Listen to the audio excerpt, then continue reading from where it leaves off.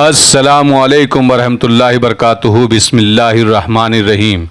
ایک جگہ بیٹھے نہ رہو اور دشمن پر اس طرح ٹوٹ پڑو کہ وہ اس حملے کو غیر متوقع سمجھے۔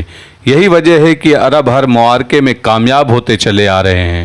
ادھر ہم ہیں کہ قلعہ بند ہو کر دشمن کے انتظار میں بیٹھ جاتے ہیں۔ محاصرے میں ہمارا طریقہ جنگ یہ رہا ہے کہ ایک ایک دو دو دستے باہر نکال کر عربوں پر حملہ کرتے ہیں۔ عرب ہماری یہ چال سمجھ گئے ہیں اور انہوں نے جو فائدہ اٹھایا ہے وہ آپ سب کے سامنے ہے۔ تم جو چاہتے ہو وہ بیان کرو۔ مقوقس نے کہا، میں یہ چاہتا ہوں کہ ہم قلعہ بند ہو کر نہ لڑیں۔ تھیوڈور نے کہا، ہم عربوں کو اتنی مہلت دے ہی نہیں کہ وہ آ کر بابلیون کا محاصرہ کر لے۔ ان کے سپہ سالار کا ایک اصول یہ ہے کہ دشمن کے سر چڑھے رہو تاکہ وہ یہ نہ سمجھے کہ وہ دل چھوڑ بیٹھے اور حوصلہ ہار بیٹھے ہیں۔ یہی اصول میں آپ کو دینا چاہتا ہوں۔ آپ نے شاید سنا نہیں کہ مصر کے لوگ ہمیں بزدل اور کمزور کہنے لگے ہیں، جو قلعوں کی دیواروں کی پناہ میں بیٹھ کر اپنا دفاع کرتے ہیں۔ اب ہمیں باہر جا کر مسلمانوں کو للکارنا چاہیے۔ یہی دعا سپہ سالار عمرو بن عاص مانگ رہے تھے۔ انہوں نے اپنے 2-3 جاسوس بابلیون بھیج رکھے تھے جو دوسرے مفتوحہ شہروں سے بھاگے ہوئے شہریوں کے بحروپ میں وہاں گئے تھے۔ اللہ ان کی دعا قبول کر رہا تھا۔ مقوقس نے کہا کہ فوج کو شہر سے باہر کھلی جنگ کے لیے تیار کیا جائے اور کوئی پہلو کمزور نہ رہ جائے۔ 2 ہی دن گزرے ہوں گے کہ سپہ سالار عمرو بن عاص نے فیصلہ سنا دیا کہ کل صبح بعد از نماز فجر بابلیون کی طرف کوچ ہوگا اور اس شہر کا محاصرے میں لیا جائے گا۔ یہ توقع ہی نہیں تھی کہ رومی قلعے سے باہر آ کر لڑیں گے۔ ظہر کی نماز سے فارغ ہوئے ہی تھے کہ ایک جاسوس بابلیون سے آ گیا۔ اس نے عمرو بن عاص کو یہ خبر سنائی کہ رومی باہر آ کر لڑیں گے۔ جاسوس نے بابلیون کی فوج کو کھلی لڑائی کے مشق کرتے ہوئے دیکھا تھا اور پھر وہاں بتائے ہوئے اپنے ذرائع سے معلوم کر لیا تھا کہ اب مقوقس اور تھیوڈور محاصرے میں نہیں آئیں گے بلکہ بابلیون سے دور آ کر مجاہدین اسلام کو للکاریں گے۔ عمرو بن عاص نے اسی وقت اپنے سالاروں کو طلب کیا اور خوشخبری کے انداز سے یہ خبر سنائی۔ تمام سالار یہ خبر سن کر بہت خوش ہوئے۔ انہیں پوری امید تھی کہ رومیوں کو میدان کی کھلی جنگ میں نکلنے اور ٹکنے نہیں دیں گے۔ عمرو بن عاص نے سب سے پہلے تو اس جگہ کا انتخاب کیا جہاں انہوں نے رومیوں کو لا کر لڑانا تھا۔ پھر انہوں نے سالاروں کو لڑائی کی ترتیب سمجھا دی۔ یہ بھی کہا کہ بیشتر اس کے کہ رومی شہر سے نکل کر کسی اور جگہ للکارے، فوراً کوچ کر کے اپنی پسند کے میدان میں پہنچنا چاہیے۔ رومی مجبور ہو جائیں گے کہ وہاں آئیں۔ عشاء کی نماز کے وقت بابلیون سے ایک اور جاسوس آ گیا جس نے سپہ سالار عمرو بن عاص کو یہ اطلاع دی کہ آج دوپہر رومی فوج شہر سے نکل آئی ہے اور اس کا رخ عین الشمس کی طرف ہے۔ اس جاسوس نے رومی فوج کی تعداد بھی بتائی جو مجاہدین کی تعداد سے کئی گنا زیادہ تھی۔ عشاء کی نماز کی امامت کروا کے اٹھ کھڑے ہوئے اور مجاہدین سے یوں خطاب کیا کہ پہلی بار رومی کھلے میدان میں آ رہے ہیں اور ان کی تعداد ہم سے بہت ہی زیادہ ہے۔ تم نے کبھی تعداد کی پرواہ نہیں کی۔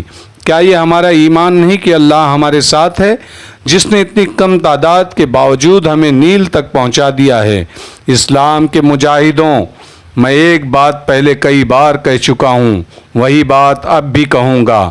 اگر میدان جنگ سے ہمارے قدم اکھڑ گئے تو ہم میں سے کوئی بھی زندہ واپس نہیں جا سکے گا۔ ہمارا تو نام و نشان مٹ ہی جائے گا۔ مصر میں اسلام کے لیے دروازے ہمیشہ کے لیے بند ہو جائیں گے۔ اس خطاب کے بعد عمرو بن عاص نے کہا کہ صبح نماز فجر کے فوراً بعد کوچ ہوگا۔ یہ تو انہوں نے رات کو ہی لشکر کو بتا دیا تھا کہ رومی فوج باہر نکل آئی ہے اور اب اس کا ارادہ کھلے میدان میں لڑنے کا ہے۔ تاریخ بتاتی ہے کہ عمرو بن عاص کی جنگی پالیسی اور چالیں خالد بن ولید کے عین مطابق تھی۔ انتہائی خوفناک خطرے مول لینے میں یہ دونوں تاریخ ساز سپہ سالار ایک جیسے تھے۔ عمرو بن عاص نے فوج کی ترتیب سالاروں کو سمجھا دینے کے علاوہ ایک اقدام یہ کیا کہ 500 جانبازوں کے 2 دستے الگ کر دیے۔ ایک دستے کو قائد خارجہ بن خطفہ اور دوسرے کے مقداد بن اسود تھے۔ یہ صحابی تھے اور کمک کے ساتھ ایک ایک دستے کے سالار کی حیثیت سے آئے تھے۔ عین شمس اور بابلیون کے درمیانی علاقے میں کچھ علاقہ پہاڑی تھا جس میں بڑے بڑے کشادہ غار بھی تھے۔ اس علاقے کو بنو وائل کہتے تھے۔ ایک جانباز دستے کو بنو وائل کے غاروں کی طرف روانہ کر دیا گیا اور دوسرے کو امونین کے قریب ایک پہاڑی ٹیلے میں جا کر چھپ جانے کو بھیج دیا گیا۔ ان دونوں دستوں کو رات کو ہی روانہ کر دیا گیا تھا تاکہ دشمن کو پتہ نہ چل سکے۔ نماز فجر کے فوراً بعد باقی لشکر نے کوچ کیا۔ آج اس علاقے کو عباسیہ کہتے ہیں جہاں یہ لشکر جا پہنچا۔ اس دور میں یہ وسیع و عریض میدان ریگستانی ہوا کرتا تھا۔ حسب معمول جاسوس مختلف بحروپوں میں آگے بھیج دیے گئے تھے۔ ادھر رومیوں نے اپنے جاسوس بھیج رکھے تھے جنہوں نے تھیوڈور کو جا کر اطلاع دی کہ مسلمانوں کا لشکر عباسیہ کی طرف آ رہا ہے۔ تھیوڈور یہ خبر سن کر بہت ہی خوش ہوا۔ اس نے اپنے ساتھی جرنیلوں کو بتایا کہ اس توقع یہ تھی کہ مسلمان عین شمس سے کھنڈروں سے باہر نہیں آئیں گے اور انہیں مار بھگانے میں مشکل پیش آئے گی۔ تھیوڈور نے اپنی فوج کو وہیں روک لیا۔ سلطنت روم کے جانبازوں، تھیوڈور نے بڑی بلند اور جوشیلی آواز میں اپنی فوج سے خطاب کیا، تمہارا دشمن آج تک تمہیں بزدل اور کمزور سمجھتا رہا ہے۔ آج وہ تمہارے سامنے آ کر لڑنے کا ارادہ کر رہا ہے۔ اس کی تعداد تمہارے تعداد کے نصف بھی نہیں ہے۔ آج ثابت کر کے دکھا دو کہ بزدل کون ہے۔ اگر تم اس میدان سے پیچھے ہٹ گئے تو پھر اتنے زرخیز اور خزانوں سے بھرے ہوئے ملک سے محروم کر دیے جاؤ گے۔ سلطنت روم بحیرہ روم کے پاس سکڑ کر رہ جائے گی۔ پھر تمہاری قسمت میں مسلمانوں کی غلامی یا بحیرہ روم میں ڈوب مرنا لکھ دیا جائے گا۔ آج قسم کھا لو کہ ان مٹھی بھر مسلمانوں کو کاٹ کر اس ریگستان میں پھینک دو گے۔ تاریخ میں آیا ہے کہ تمام فوج نے بلند آواز میں خدا کے نام پر قسم کھائی کہ وہ فتح حاصل کریں گے ورنہ جانیں دے دیں گے۔ میدان جنگ عین شمس اور بابلیون سے دور نہ تھا۔ سورج جب سر پر آیا اس وقت دونوں طرف کی فوجیں آمنے سامنے صف آرا ہو چکی تھی، یعنی لائن سے کھڑی ہو گئی۔ عمرو بن عاص درمیان والے دستوں کے سامنے کھڑے پرسوار تھے۔ ادھر تھیوڈور بھی اپنے درمیان والی فوج کے سامنے گھوڑے پر سوار تھا۔ عمرو بن عاص کے کہنے پر ان کا ایک محافظ سوار آگے بڑھا اور بلند آواز سے رومیوں سے کہا کہ حملے میں پہل تم کرو تاکہ تمہیں افسوس نہ رہے کہ عرب کے مسلمانوں نے تمہیں موقع نہیں دیا تھا۔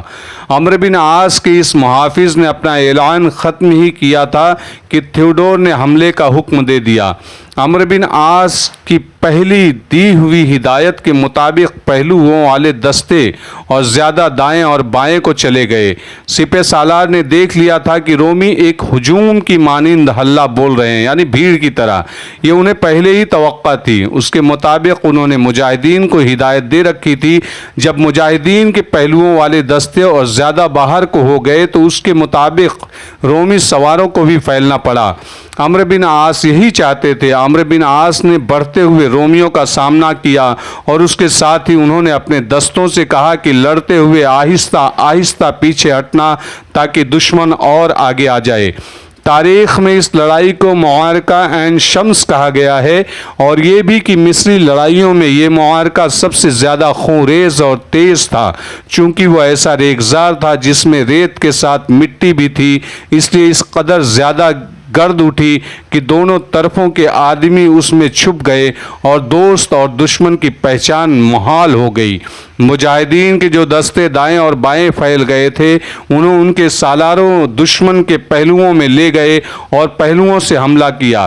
اس سے دشمن کے سپاہی کٹنے اور گرنے لگے، اور دوسرا فائدہ یہ ہوا کہ رومی دونوں پہلوؤں کے دباؤ سے اندر کو اکٹھے ہونے لگے، جس سے ان کے لیے پینترے بدلنے کی جگہ نہ رہی۔ ان کے گھوڑے آگے پیچھے سے اور دائیں بائیں سے ایک دوسرے کے ساتھ ٹکراتے تھے۔ کثیر تعداد دشمن کو ایسے ہی چال سے بے بس کیا جا سکتا تھا۔ وہ تو عمرو بن عاص کی جنگی فہم و فراست نے کر دیا، لیکن دشمن کی تعداد اتنی زیادہ تھی کہ وہ مجاہدین پر حاوی ہوتے نظر آنے لگے۔ تھیوڈور بڑی اچھی چالیں چل رہا تھا اور اس کے احکام بڑی تیزی سے دوسرے جرنیلوں تک پہنچ رہے تھے۔ اپنی فوج کو یوں سکڑتا اور بے بس ہوتا دیکھ کر تھیوڈور نے فوج کو پیچھے ہٹا لیا اور پھر پیچھے پھیلا دیا۔ معلوم ہوتا تھا کہ رومی فوجیوں نے جو قسم کھائی تھی وہ پوری کر کے ہی رہیں گے۔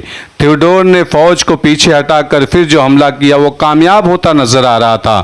اس نے مجاہدین کے پھیلاؤ کے مطابق اپنے دستوں کو پھیلا دیا تھا۔